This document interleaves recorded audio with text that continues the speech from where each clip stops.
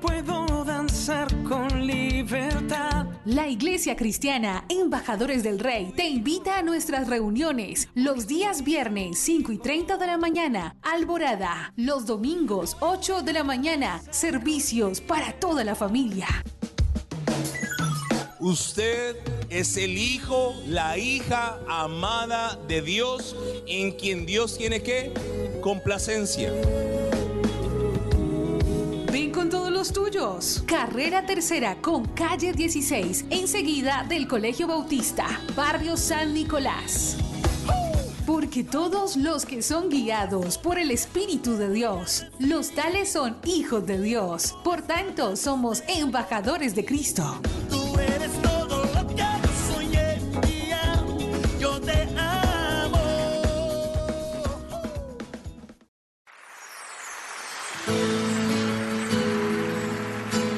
La Iglesia Cristiana Embajadores del Rey presenta un mensaje inspirado en la palabra del Señor que saciará tu ser.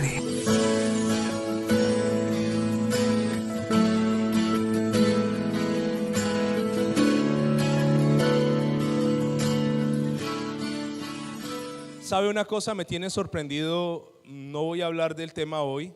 Tengo una palabra diferente. Pero me ha sorprendido mucho, me ha impactado mucho el corazón. Algo que pues todos hemos visto esta semana ha sido una mujer que se ha quitado la vida con su hijo. No quiero como entrar en materia con ese asunto, pero ha sido una noticia que realmente me ha impactado muchísimo, muchísimo. Fue muy doloroso, digámoslo, ver un niño aferrado a un puente, ver una mujer desesperada. No voy a entrar a juzgar las motivaciones o por qué esta mujer tomó una decisión tan radical y tan absurda, pero después de que vi la noticia y lloré porque no pude contener las lágrimas, me puse a pensar en su familia. ¿Qué puede pensar una familia que vive una experiencia tan dramática? ¿Cómo va a ser para una familia superar esto, no? ¿Cómo va a ser para esa familia algún día enfrentar una situación tan absurda y poder seguir su camino? Y me puse a pensar en la importancia de las familias y no sé, hemos visto un deterioro en la sociedad gigante, vemos la sociedad cada vez más descompuesta. Hace unos días también le quitaron la vida a un cantante, un absurdo, un muchacho alegre, un muchacho que incluso dentro de sus cosas hablaba de Dios. Y me puse a pensar por qué la sociedad está tan dañada, y pues la respuesta es más fácil de lo que uno a veces cree. Pues la sociedad simplemente es el reflejo de las familias. Y le decía yo a Dios, ¿cómo podemos afectar la sociedad? Y la forma de afectar la sociedad es afectando primeramente ¿qué? Nuestras familias.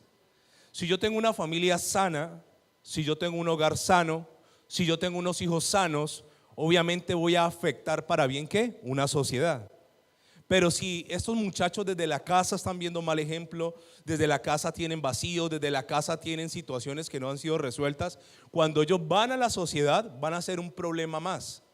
De hecho, le cuento que muchos de los jovencitos, adolescentes que hoy practican y que tienen como oficio, entre comillas, el sicariato, son jóvenes que se criaron sin amor. Jóvenes sin una figura paterna, sin una figura materna, fueron los hijos de nadie, los crió una tía, los crió una abuela, los crió un hogar de paso, fueron niños que en algún momento fueron alegres, pero las circunstancias fueron dañando su corazón. Entonces yo quiero darle una enseñanza hoy, si el Señor me lo permite, acerca de la importancia de la familia. Y voy a partir desde mi propia experiencia. Yo trato de ser siempre una carta leída. El hecho de haber crecido en un hogar no significa haber tenido una familia. El hecho de haber tenido un papá o una mamá no significa que mi familia fue un referente para yo imitar y para copiar eso. Y comencé a recordar cómo había sido mi familia y me comencé a dar cuenta que por cosas mi papá no se pudo conectar conmigo en muchas cosas. Mi mamá no se pudo conectar conmigo en muchas cosas. Yo a su vez no me pude conectar con mi hermana y comencé a entender que somos la suma de nuestros antepasados, de nuestra crianza, de nuestras costumbres, del hogar que tuvimos. Cuando yo veo a mi hijo hoy, le pido a Dios que me ayude a darle una buena estructura familiar a mi hijo. ¿Sabe que allá en la calle hay jovencitas entregando sus cuerpos? ¿Sabe por qué? Porque ellas necesitan un papá que nunca tuvieron. Y de manera inconsciente se entregan a jóvenes buscando amor y buscando aceptación y buscando afecto. Y la única forma, hay un canje aquí, te doy amor pero me das sexo. Y las jovencitas están allá en la calle de cama en cama, de brazo en brazo, pero en realidad ¿qué están buscando? El amor que un papá nunca les dio. Me encuentro jovencitos que llegan y se unen a un parche, a una pandilla, a un clan, y se unen a un grupo de otros jovencitos buscando ¿qué? La familia que nunca tuvieron. De hecho, le voy a contar esto que me ha parecido muy curioso. A la radio llevamos un pastor que se llama Ernesto Reyes. Él es terapeuta. Él ha trabajado con fundaciones de adictos por muchos años. Y él me decía, y lo hablamos por la radio hace un tiempo, me decía cómo la marihuana, los que consumen marihuana, la marihuana se asocia con un faltante de amor de mamá. La marihuana en especial, a diferencia de otras sustancias adictivas, está reemplazando sin darse cuenta ellos el bienestar que le genera ¿qué? Una madre. La marihuana los relaja, la marihuana los hace sentir protegidos. Hay otras drogas que alteran, la marihuana no. Y yo aclaro esto por causa de la gente que ve los videos, que no estoy fomentando el uso de la marihuana, ¿no? No va a decir, ay, el pastor dijo que la marihuana es buena. No, no estoy diciendo eso. Yo estoy diciendo que los muchachos que usted ve en un parque consumiendo marihuana no lo saben, pero ellos están tratando de llenar un vacío, una sensación que solo la mamá produce en el hijo. Esto es tan tremendo. Mi hijo tiene 4 años y esto es tan tremendo que el trato que yo tengo con él cuando me ve a mí lo primero que hace, ¿sabe qué es? Me da una patada, me da un puño, porque así jugamos. Somos bruscos, pero con la mamá le toca la cara. El otro día ellos dicen unas cosas. Mi esposa tiene ojos verdes y el otro día le dijo, mamá, ¿quién te puso esa flor en el ojo? Yo dije, Señor Jesús. Él es delicado, es tierno, es dulce, conmigo es brusco. Y yo veo que él añora ese abrazo cuando ella lo carga, como si fuera un bebecito, pero ya pesa casi 20 kilos. Y lo carga y él se siente pleno ahí. Esos muchachos que uno ve en la calle, esos muchachos que están allá, tal vez no tuvieron ese afecto de mamá. Ahora, te voy a decir algo muy importante. Tal vez tú vienes de un hogar destruido, no tuviste hogar. Tal vez tú fuiste un niño de ICBF. Tal vez tú fuiste un hijo repudiado. Tal vez tú tuviste un pasado terrible en tu familia, pero te quiero decir esto. No estamos en la obligación de repetir la misma historia de nuestros antepasados. Yo me rehúso cada día a repetir la historia de fracaso, de dolor, de miseria, de separación de mi familia. Todos los días. Éxodo 34:7. Vamos a partir desde allí, por favor. Acompáñame a la escritura. Éxodo está en los primeros 5 libros de la Biblia. No lo busque en el Nuevo Testamento. Éxodo 34:7. Ahora escúcheme por favor. Cada año nosotros damos siempre aquí una enseñanza sobre las maldiciones generacionales por causa de la gente que llega nueva. Hoy voy a tocar algo de eso. Éxodo 34:7 dice, hablando de Dios, que guarda misericordia ¿a quién? A millares. ¿Qué hace Dios? Dios guarda ¿qué? Misericordia. Que perdona 3 cosas. A uno le enseñaron a pedir perdón por una de las 3, pero Dios perdona 3 cosas: la iniquidad, la rebelión y el pecado. Muchos no saben ni siquiera qué es iniquidad y por eso nunca piden perdón por sus iniquidades. Pero la Biblia dice que Dios perdona 3 cosas: la iniquidad, la rebelión y el pecado. ¿Qué es la iniquidad? La palabra iniquidad etimológicamente, su raíz significa lo torcido que heredamos de nuestros antepasados. Hay una imagen de un árbol y esto lo hemos hecho este ejercicio aquí en la iglesia. La Biblia nos hace una semejanza con los árboles. La Biblia habla que en el Salmo 1 que seremos como un árbol plantado junto a corrientes de aguas. La Biblia dice que el buen árbol da buenos frutos. La Biblia dice que por los frutos los conoceréis. Usted y yo somos comparados con árboles. Y le voy a contar, este árbol tiene 3 partes. Donde están las hojas o donde está el fruto se llama pecado. Donde está el tronco se llama la rebelión, que es lo que sostiene la estructura. Y la raíz se llama iniquidad. Ahora escúcheme por favor. Muchos de nuestros comportamientos hoy incorrectos tienen una raíz. Entonces la manera de cambiar y de arrancar un fruto malo es encontrando la raíz y cortando la raíz. Si tú encuentras la raíz, si tú encuentras el origen, dónde comenzó eso, lo vas a poder destruir. Y te voy a contar una cosa, lo vas a destruir para siempre. La Biblia dice en Éxodo 34:7 dice, y que de ningún modo tendrá por inocente al malvado. Y luego dice que visita, ¿qué cosa Dios? La iniquidad de los padres sobre los hijos y sobre los hijos de los hijos hasta la 3ª y 4ª generación. Entonces esto me abre un panorama totalmente nuevo. ¿Qué panorama? Que todo lo que yo haga hoy aquí en el año 2019, para bien o para mal, afectará a mis hijos y a los hijos de sus hijos hasta la 3ª y 4ª generación. Pero también esto me abre otro panorama, que lo que yo soy hoy es el resultado de lo que hicieron mis antepasados. Segunda de Samuel capítulo 11, versículo 1 al 5. Esta historia la conocemos perfectamente, pero permítame hacer una radiografía un poco más profunda de esta historia. Aquí hay un hombre de los más tremendos de la Biblia llamado David. Segunda de Samuel capítulo 11 versículo 1. David es un tremendo hombre de Dios. David es un adorador.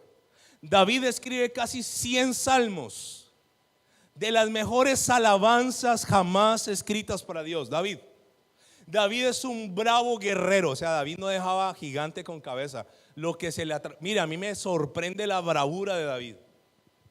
Pero aquí David, por un asunto no resuelto de su iniquidad, está a punto de perderlo todo. Entonces es aquí donde cometemos un grave error en las congregaciones. ¿Cuál? Que nos importa a veces más el ministerio que la persona. No, aquí en esta casa a nosotros no nos interesa qué talento tienes, qué don tienes, cómo te usa Dios. A nosotros nos interesa en realidad quién tú eres. Los asuntos que yo no resuelva de mi pasado pueden destruirme en mi futuro. Y yo le voy a hablar de un hombre excepcional, un hombre noble, un hombre que cuando tuvo a Saúl, su mayor enemigo, dijo: ¿cómo lo voy a matar? O sea, no era un tipo vengativo, no era un tipo rencoroso, no era un tipo traicionero, pero en él había algo no resuelto. Versículo 1. Aconteció al año siguiente, en el tiempo en que salen los reyes a la guerra, que David envió a Joab y con él a sus siervos y a todo Israel, y destruyeron a los amonitas y sitiaron a Rabá. Pero David se quedó en donde, en Jerusalén. Primer error, no fue a la guerra. Hay tiempos de guerra, hay tiempos de paz. Hay tiempos donde usted tendrá que levantarse a orar y guerrear por algo. No es siempre. No siempre estamos en tiempos de guerra. Versículo 2. Y sucedió un día, al caer la tarde, que se levantó David de su lecho y se paseaba sobre el terrado de la casa real. Y vio desde lejos, ¿a quién? A una mujer que estaba bañándose. Y a mí me sorprende porque la Biblia es muy precisa. Dice, la cual era muy ¿qué? Hermosa. Entonces escúcheme esto. ¿Cómo se presenta siempre la tentación? Póngale una cinta por favor ahí a Segunda de Samuel, no lo embolate. Y vaya al primer libro de la Biblia, Génesis. Génesis capítulo 3, versículo 6. Génesis 3:6 me habla de 3 cosas que siempre la tentación se presentará así. Génesis 3:6. Y vio la mujer, recuerde que Dios le ha dicho: no toques ese árbol y menos vayas a comer del fruto. Y dice la Biblia, y vio la mujer que el árbol era ¿qué? Bueno, 1, para comer, 2, agradable ¿qué? A los ojos. 3, codiciable para alcanzar sabiduría. ¿Cómo se presenta la tentación? Como algo bueno, como algo agradable y como algo ¿qué? Codiciable. Yo me voy a hacer esta pregunta con el respeto de todos ustedes. Ustedes saben que la belleza es relativa, ¿no?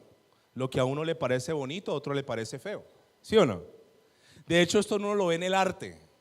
En el arte hay un artista que me gusta, fascinante, Jacaramijoy se llama. Fue un indígena y el tipo hace unos cuadros alucinantes para mí. Pero puede que otro vea una obra de Jacaramijoy y diga, qué feo, no entiendo. Porque la belleza es ¿qué? Relativa. Para algunos lo que es bonito acá puede parecer feo en otro lugar. Y hay bellezas que son extrañas y eso lo vamos a dejar claro. Mira el que está a su lado, puede que allá a tu lado haya una belleza extraña. Sí, extraña. Ahora, la Biblia dice que Betsabé era muy fea, dice la Biblia. Entonces David se asoma y dice, uy, no, qué feo. Voy a mandarle a decir que entechen esa terraza porque gas. No. La Biblia dice que era muy ¿qué? Hermosa.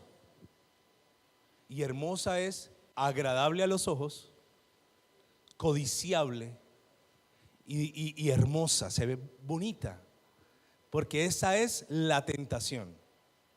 La gente jamás verá realmente cómo es la tentación si no tiene el Espíritu Santo del Señor. Ahora, volvamos a Samuel. Versículo 3. Aquí David entra en un ciclo que ninguno de nosotros espero que esté, y espero que si está lo rompa. El ciclo del pecado. La vio, la deseó, la codició y la mandó a traer. El ciclo del pecado. Comienza por una visión, la ves, la deseas, la anhelas y la mandas a traer. Versículo 3. Envió David a preguntar por aquella mujer, o sea, ya mandó a preguntar, estaba más interesado, y le dijeron, aquella es Betsabé, hija de Eliam, mujer de Urías Eteo. Le voy a contar algo si usted está tomando nota. ¿Cómo se llamaba el esposo? Urías. ¿Cómo se llamaba el papá? Eliam. ¿Y sabe cómo se llamaba el abuelo? Ahitofel. Le voy a decir algo de estos tres hombres. Los tres eran cercanos a David. Urías era uno de sus valientes, al igual que Eliam, y Ahitofel era el consejero de David. O sea que David está a punto de acostarse con la mujer de un conocido. Escúcheme por favor algo que le voy a decir. Hay una norma que hasta los mundanos a veces aplican y es esta: si la mujer tiene marido, déjala ir.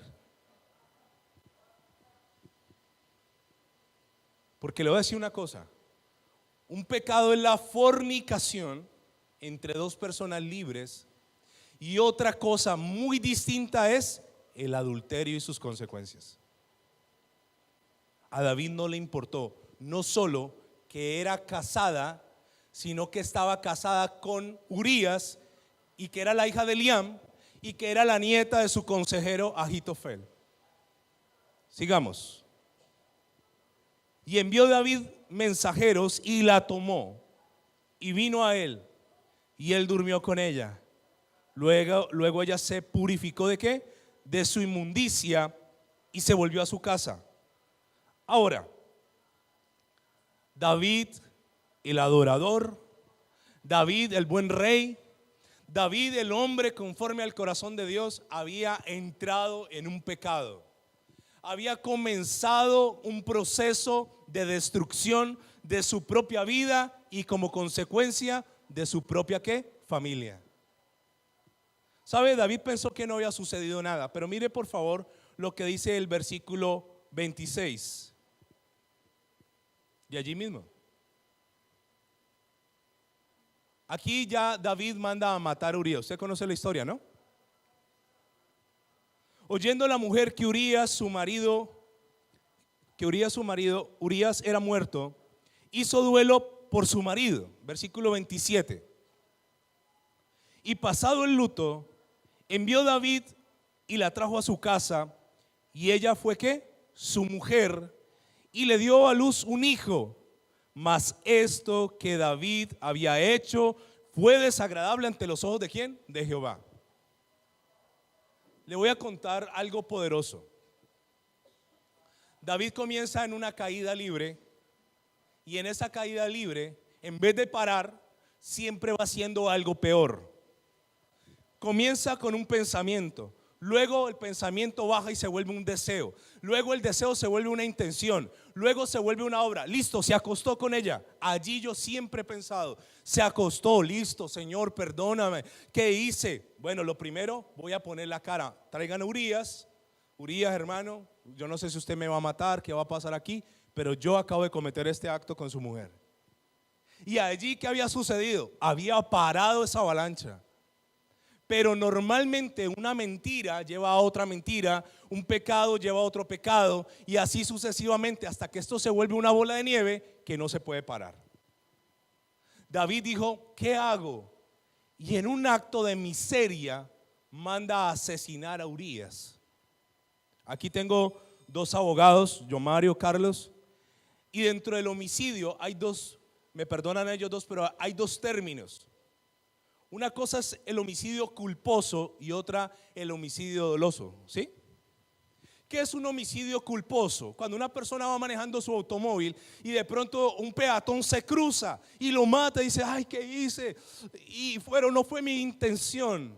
¿Eso cómo se llama? ¿Homicidio cómo? Culposo. No fue intencional. Y así será juzgado ante la ley. Pero el homicidio doloso es el homicidio premeditado, que es cuando una persona ya planifica, dice, bueno, ¿cómo lo vamos a matar? Y David no tenía a su haber un homicidio culposo.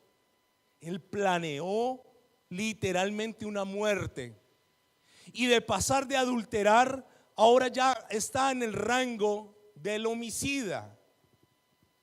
Uno de los peores pecados que aborrece Dios, porque Dios aborrece el derramamiento de sangre. Un capricho, un deseo, ahora lo tenía él en una condición de homicida. ¿Sabe qué sucede aquí? David había sentenciado para su vida la desgracia. Dios le envía a un profeta, capítulo 12, léalo por favor conmigo, yo sé que usted lo ha leído muchas veces. Y estos sí eran profetas, gente que hablaba la palabra de Dios. Y el profeta viene y lo confronta y le dice, Jehová envió a Natán, a David, y viniendo a él le dijo, le va a contar una historia al rey, Natán el profeta. Había dos hombres en una ciudad, el uno era rico, el otro pobre, extremos distintos. El rico tenía numerosas ovejas y vacas, pero el pobre no tenía más que una sola corderita. Ahora vamos a ver las características de la corderita. Que la había comprado, 1, criado, 2, había crecido con él, 3, y con sus hijos juntamente, 4, comía de su bocado, o sea, le daba de la boca a la corderita, 5, bebía de su vaso, 6, y dormía en su pecho o en su seno. Y lo más lindo, y la tenía como una hija, o sea que no era cualquier corderita. Y vino uno de camino al hombre rico, y este no quiso tomar de sus ovejas y de sus vacas para guisar para el caminante que había venido a él, sino que tomó la oveja de aquel hombre pobre y la preparó para aquel que había venido a él. Versículo 5, y aquí es donde viene algo que tenemos casi todos, una falsa moral. Una falsa moral. Somos tan buenos señalando el pecado de los demás y nos indigna lo que los demás hacen, pero a veces estamos haciendo nosotros cosas peores.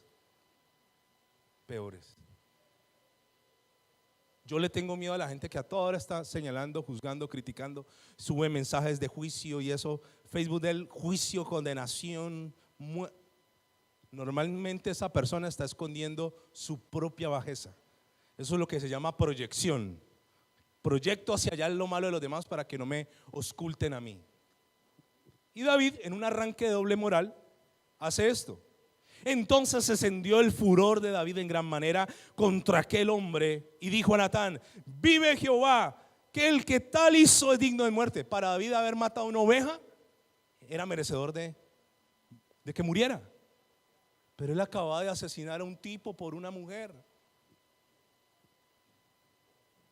Y debe pagar la cordera con 4 tantos porque hizo tal cosa y no tuvo misericordia. Entonces dijo Natán a David: tú eres aquel hombre. Así ha dicho Jehová, Dios de Israel: yo te ungí por rey sobre Israel y te libré de la mano de Saúl y te di la casa de tu señor y las mujeres de tu señor en tu seno. Además te di la casa de Israel y de Judá. Y si esto fuera poco, te habría añadido ¿qué? Mucho más. ¿Por qué pues tuviste en poco las palabras de Jehová, haciendo lo malo delante de sus ojos? A Urías Eteo heriste a espada y tomaste por mujer a su mujer, y a él lo mataste con espada de los hijos de Amón. Por lo cual ahora no se apartará jamás de tu casa la espada, por cuanto menospreciaste y tomaste la mujer de Urías Eteo para que fuese tu mujer. No se apartará jamás la espada ¿de qué? De tu familia. De tu familia. Versículo 11. Así ha dicho Jehová: he aquí yo haré levantar el mal sobre ti de tu misma casa, de los tuyos se levantará el mal. Y tomaré tus mujeres delante de tus ojos y la daré a tu prójimo, el cual yacerá o se acostará con tus mujeres a la vista del sol. Porque tú lo hiciste en secreto, mas yo haré esto delante de todo Israel y a pleno sol.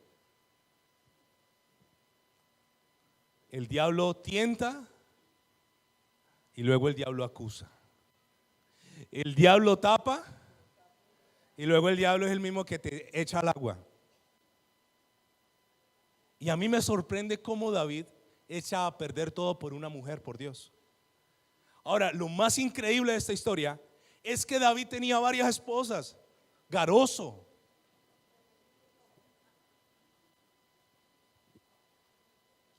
Y mire lo que dice. Esto hizo la diferencia entre la vida y la muerte de David. Entonces David dijo a Natán: pequé contra Jehová. Y Natán dijo a David: también Jehová ha remitido ¿qué? Tu pecado.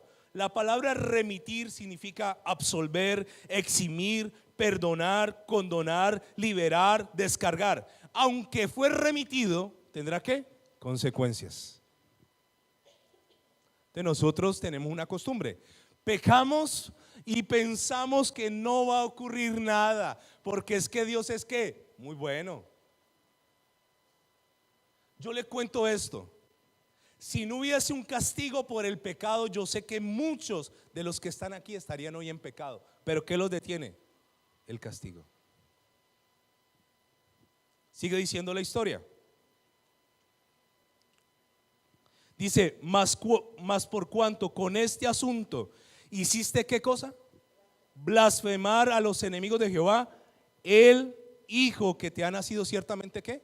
Morirá. Voy a decirle dos cosas muy importantes de aquí. Primera, ¿qué es blasfemar? Observe la pantalla. Blasfemar significa ofensa verbal, prueba o expresión injuriosa que se dice contra Dios o las cosas ¿qué? Sagradas. Escúcheme, le voy a decir esto. Cuando la gente sabe que yo soy cristiano, cuando la gente sabe que tú eres cristiano y te congregas, y luego tú haces algo incorrecto, la gente más que hablar de ti, hablará de quién? De Dios. ¿Cómo se llama eso? Los harás ¿qué? Blasfemar.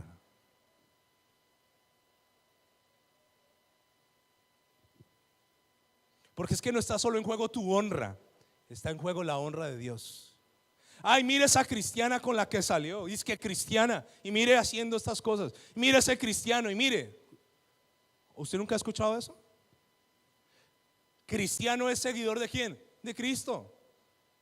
Aquí no están diciendo: y mire ese marciano. No, aquí está diciendo, mire ese seguidor. Y eso lo lleva ¿a qué? A blasfemar. Lo segundo que le voy a decir es que un bebé que no tenía absolutamente nada murió. Porque David mató y entonces eso se devolvió contra él. ¿Había sido remitido su pecado? Sí, claro. Pero el profeta le dijo, mijo, de aquí para allá vas a cosechar lo que sembraste. Le voy a hablar algo más. Yo sé que la prédica está muy alentadora. Proverbios capítulo 6, versículo 32 me habla acerca del adulterio. ¿Qué dice la Biblia? Dice, mas el que comete adulterio es falto de entendimiento. Corrompe su alma. ¿Qué es el alma? La voluntad, el intelecto y las emociones. El que tal hace, versículo 33, heridas y vergüenza hallará y su afrenta nunca será borrada.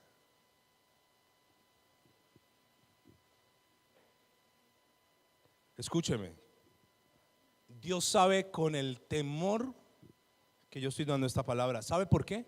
Porque es que ni usted y mucho menos yo estamos exentos de caer.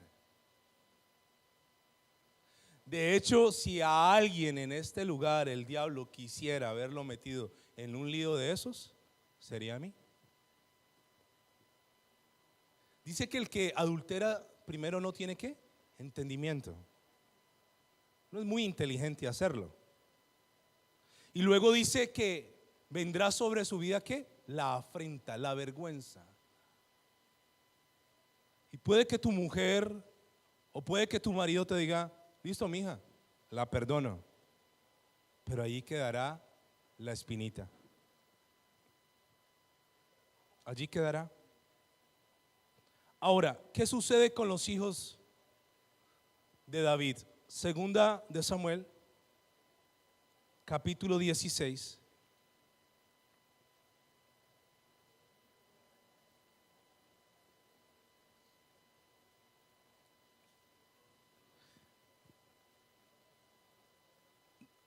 ¿Sabe algo?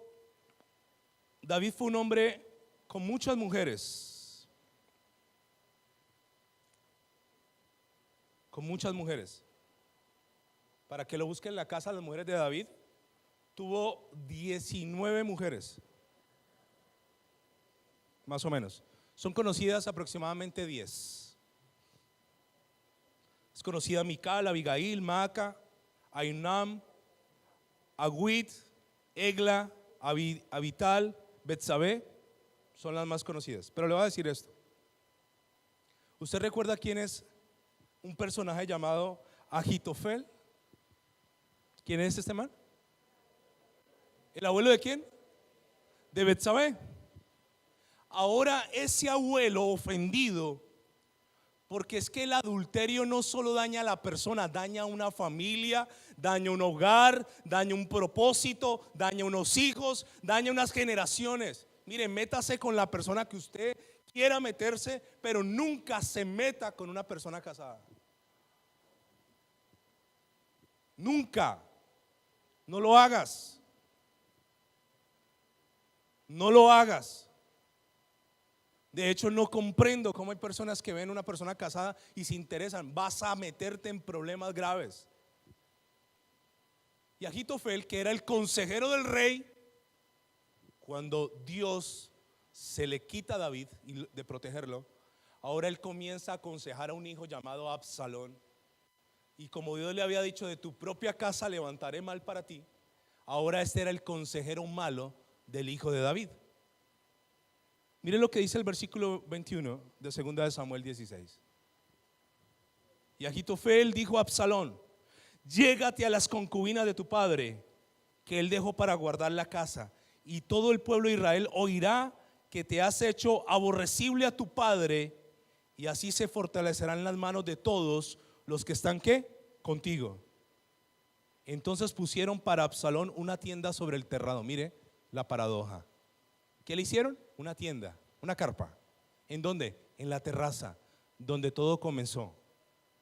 Y se llegó a Absalón. ¿Se llegó es qué? ¿Tuvo qué? Tuvo intimidad a Absalón a las concubinas de su padre ante los ojos de todo Israel. ¿Sabe qué pasa con sus hijos? Una muchachita llamada Tamar, hija de David, es violada por un hermano que se llama Amnón. Consecuencia de el gran error de David. ¿Por qué? Porque aunque la Biblia no lo dice explícitamente, yo lo asumo así. No lo voy a hacer un paréntesis. No es doctrina, es mi propio pensamiento que puede estar equivocado. ¿Sí? Me perdona, le voy a exponer mi pensamiento, ¿me lo permite? Le voy a contar qué pienso yo. Cuando yo observo el fruto, me doy cuenta de la raíz. Y si yo veo que una niña es violada y luego veo lo que Natán dijo de la hija, de la mujer de Urías, me doy cuenta de esto. ¿Urías y Betsabé tenían una mala relación? No creo. Dice la Biblia que Urías la trataba a las patadas, la golpeaba, la cogía del pelo, la humillaba. No, dice la Biblia que en el tiempo donde la mujer no valía nada, Urías Eteo la había criado como una hija, le daba de su boca la comida, la acostaba sobre su pecho y la tenía desde niña. Entonces yo pienso que tenía una hermosa relación matrimonial. Ahora voy a esta conclusión. Entonces David hizo uso de su fuerza como rey para atraer a esa mujer y acostarse con ella. Prácticamente una violación. Hay esposos que han violado a sus esposas. Ella le dice: no quiero tener sexo. Y él cree que porque es el esposo la puede acceder a ella sin que ella lo permita. La violó, pero están casados. Ahora esta muchacha es violada. ¿La viola quién? Amnón. Comienza una serie de acontecimientos sobre una casa. Por eso, hermano, hermana, querido que está usted aquí, ojalá vuelva. Pero es que la iglesia no se llena. Antes de pecar, piensa en las consecuencias. Piénsalas. ¿Vale la pena tirar todo por la borda por esto?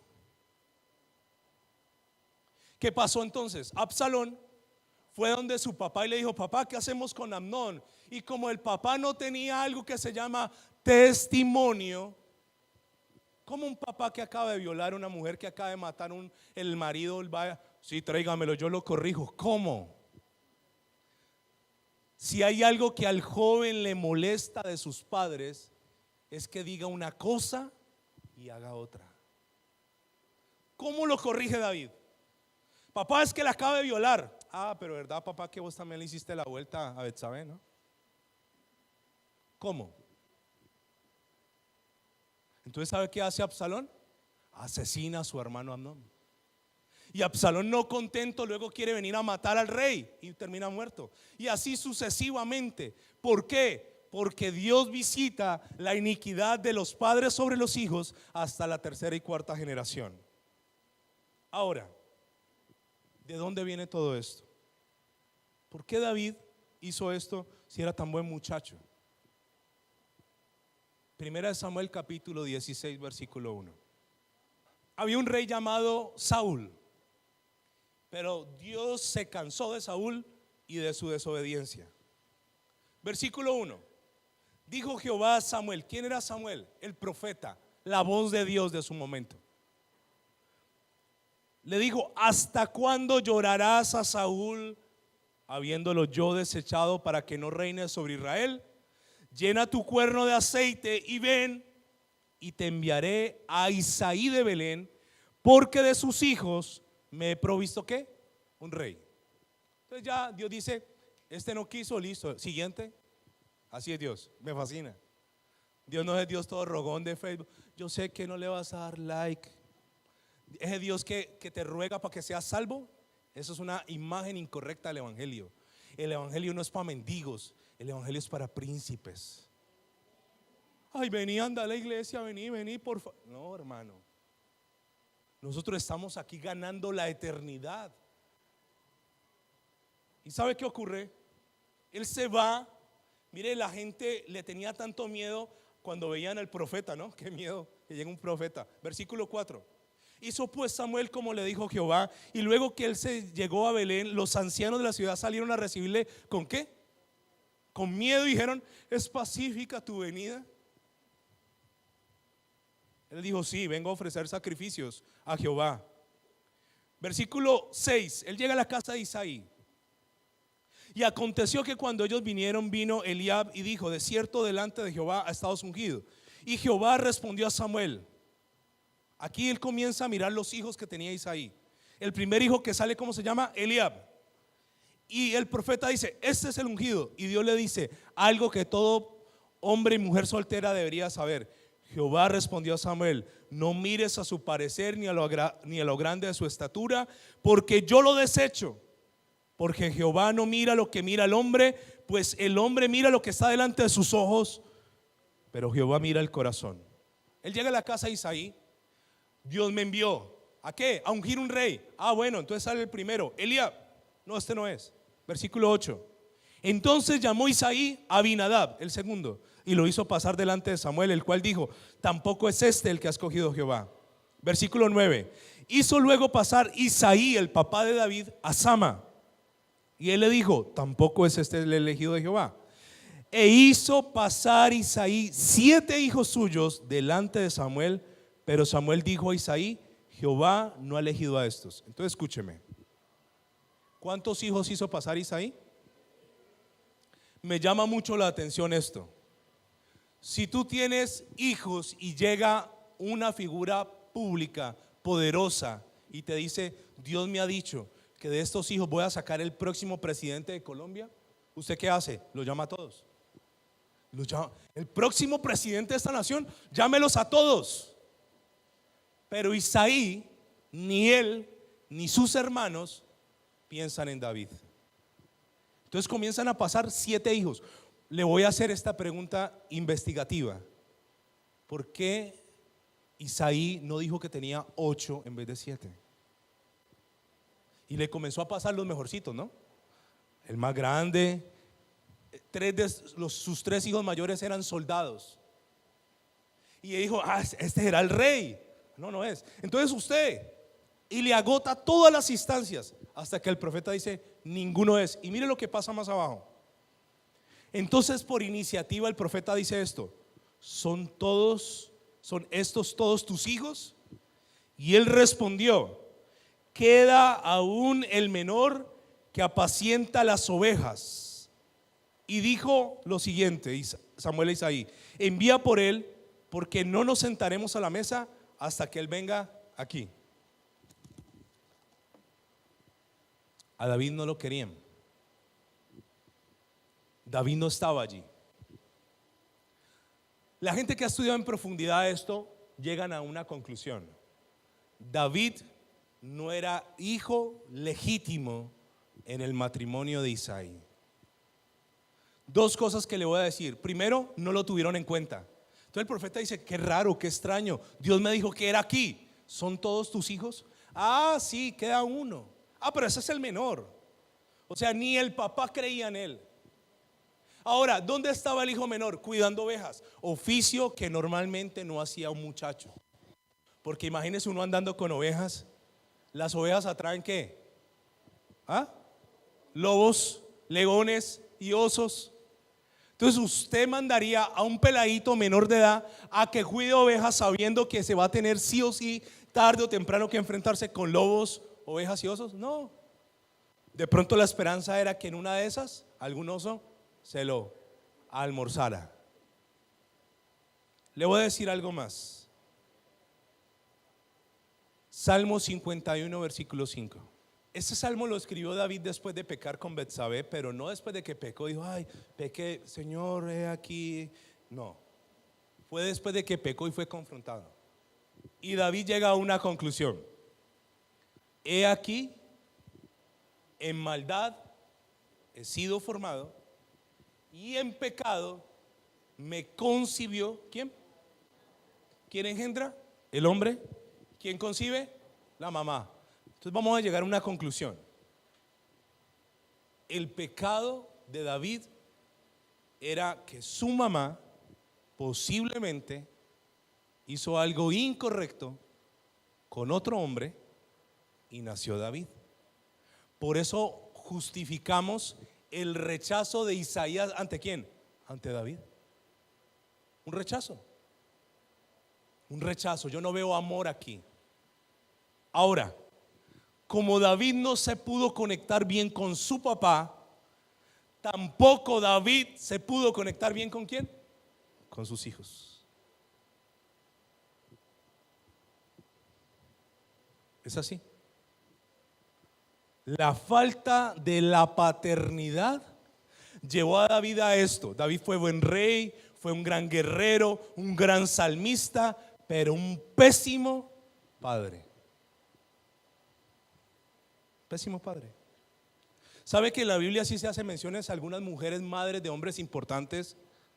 Pero la mamá de David no se menciona. ¿Por qué la Biblia no menciona nada? ¿Cómo se llamaba la mamá de Moisés? ¿Ustedes se acuerdan? Jocabed. ¿Cómo se llamaba la mamá de Samuel? Ana. ¿Cómo se llamaba la mamá de David? Ni hablemos de eso. Son de esos temas que en la casa dicen, aquí no se habla de eso. Ahora, David había sido concebido ¿en qué? En pecado. Jeremías capítulo 32 versículo 18. Jeremías 32, 18 tiene una similitud con Éxodo también.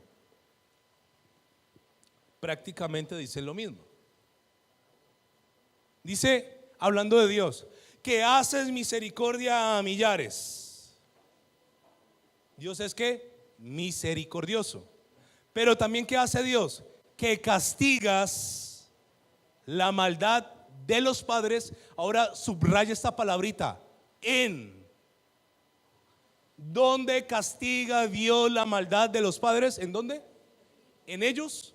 No, en sus hijos. Después de ellos, Dios grande, poderoso, Jehová de los ejércitos es su nombre. Escúcheme. Entonces usted fue y dañó un hogar y puso a sufrir una familia. Y usted dijo, ya, eso fue errores de la juventud. Pero curiosamente, tus hijos emocionalmente están sufriendo lo que tú le provocaste a otra persona.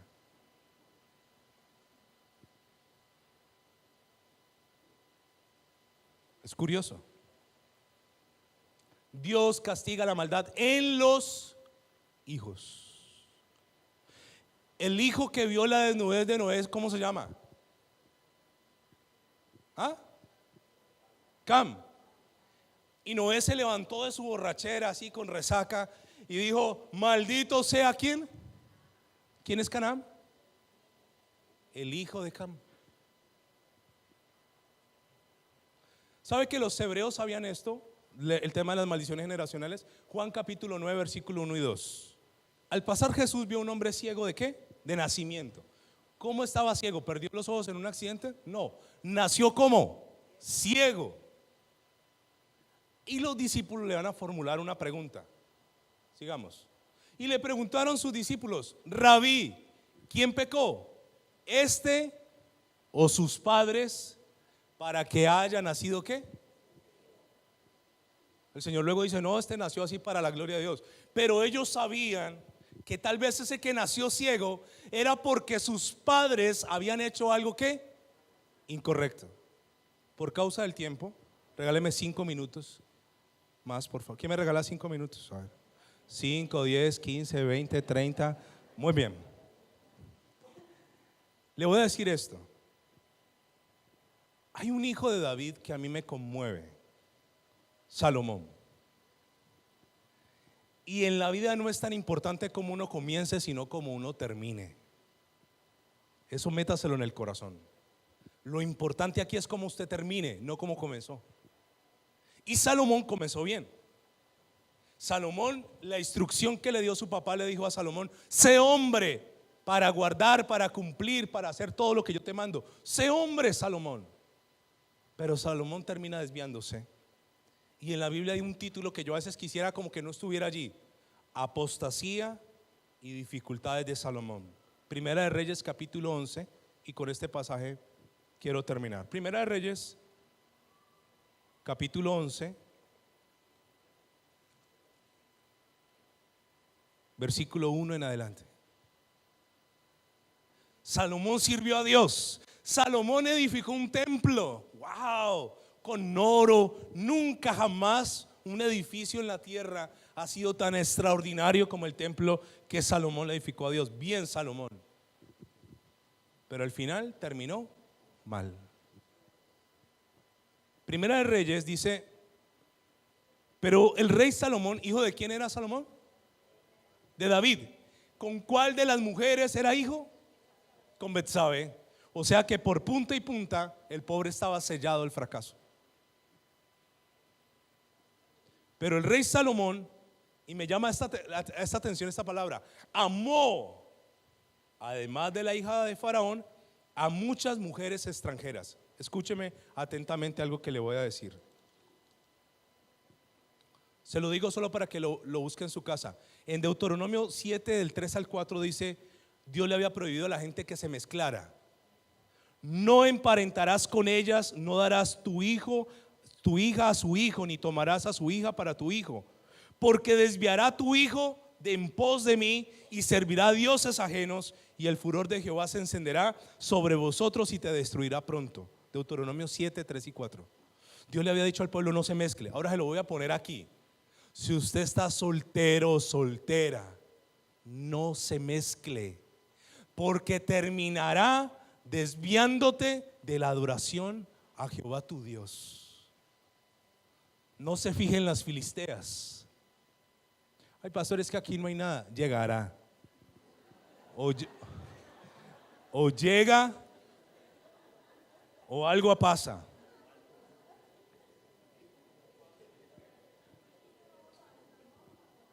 No, pues si así me dice, yo no te hablo.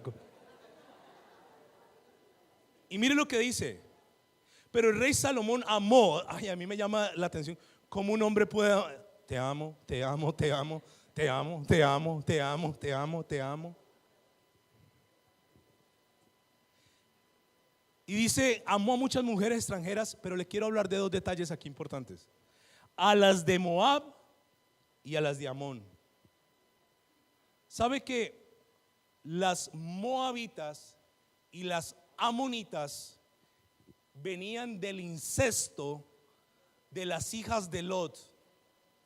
Cuando Lot sale de Sodoma y Gomorra, huye, su mujer por chismosa se vuelve una estatua de sal, y Lot se queda solo, se mete en una cueva. Y las dos hijas, que la Biblia no menciona cómo se llaman, la mayor le propone a la menor y le dice: vamos a embriagar a nuestro papá, vamos a tener sexo con él y vamos a tener hijos de él. Del incesto de la mayor y del incesto de la menor nacen los amonitas y los moabitas. O sea que Salomón le disparaba lo que cayera, hermano. Egipcias, moabitas, amonitas. Piense usted en esto: trajo mujeres de allá. ¿Qué influencia trae una mujer que viene donde para ellos el incesto era algo normal? Por eso, antes de casarse, usted piense bien con quién se va a casar, porque esa persona, tarde o temprano, para bien o para mal, terminará influenciándote. Versículo 2: gentes de las cuales Jehová había dicho a los hijos de Israel: no te llegaréis a ellas, ni ellas se llegarán a vosotros, porque ciertamente harán inclinar vuestros corazones tras sus dioses. A estas pues se juntó Salomón con amor. Es tan amoroso Salomón. Y eso sí es la desfachatez de las desfachateces. Versículo 3: y tuvo 700 mujeres reinas, 300 concubinas, y sus mujeres desviaron su corazón. Salomón reinó 40 años. Yo saqué un promedio, yo estuve investigando. Yo decía: wow, este man era tan vago que para tener 1000 mujeres se tuvo que haber casado cada 2 días por 40 años. Cada 2 días había una boda. Ahora, era un desenfreno y un desespero total por las mujeres. Le voy a contar una noticia. El hombre que es mujeriego nunca se sacia. Nunca. Que pelinegra, que alta, que flaca, que gorda. Nunca se sacia. Eso escribió Salomón. El ojo nunca se sacia. Y el oído nunca se cansa de oír. ¿Y qué produjo estas mujeres? Versículo 4. Y cuando Salomón era ¿qué? Ya viejo, sus mujeres inclinaron su corazón tras dioses ajenos. Y su corazón no era perfecto como con Jehová su Dios, como el corazón de ¿quién? De David su padre. Mire, Dios tan lindo. Todavía a Dios seguía recordando a David a pesar de la embarrada.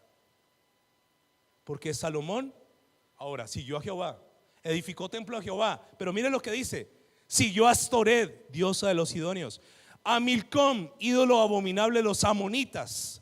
E hizo Salomón lo malo ante los ojos de Jehová. No siguió cumplidamente a Jehová como David su padre. Entonces edificó Salomón un lugar alto a Quemos, donde le echaban los niños, ídolo abominable de Moab. Y en el monte que está enfrente de Jerusalén, a Moloc también los quemaban, ídolo abominable de los hijos de Amnón. Así hizo para todas sus mujeres extranjeras, las cuales quemaran incienso y ofrecían sacrificios a sus dioses.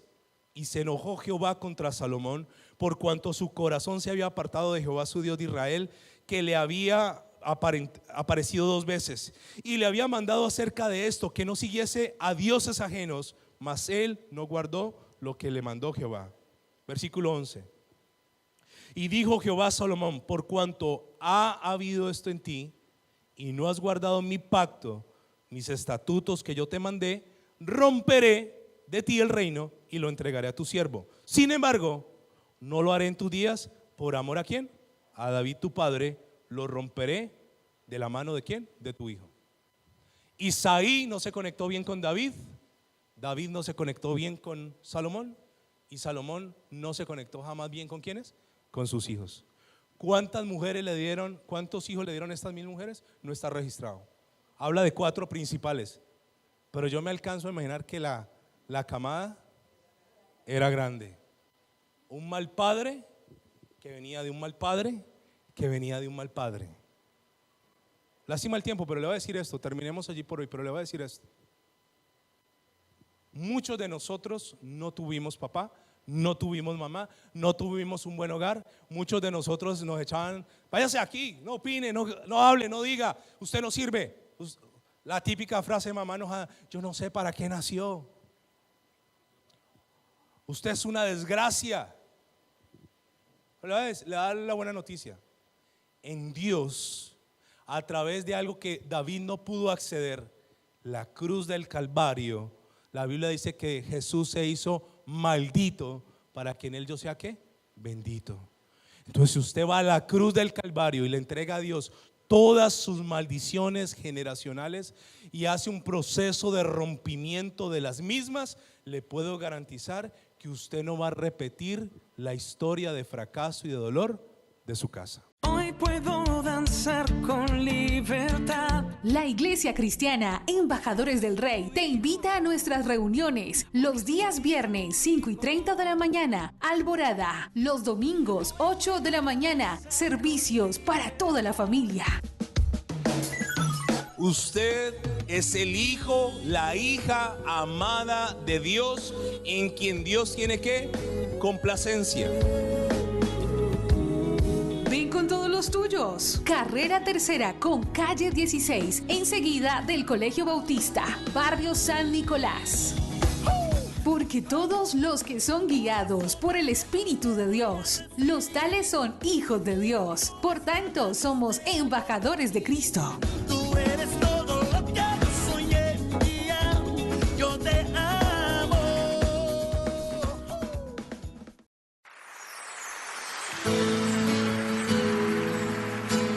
La Iglesia Cristiana Embajadores del Rey presenta un mensaje inspirado en la palabra del Señor que saciará tu ser.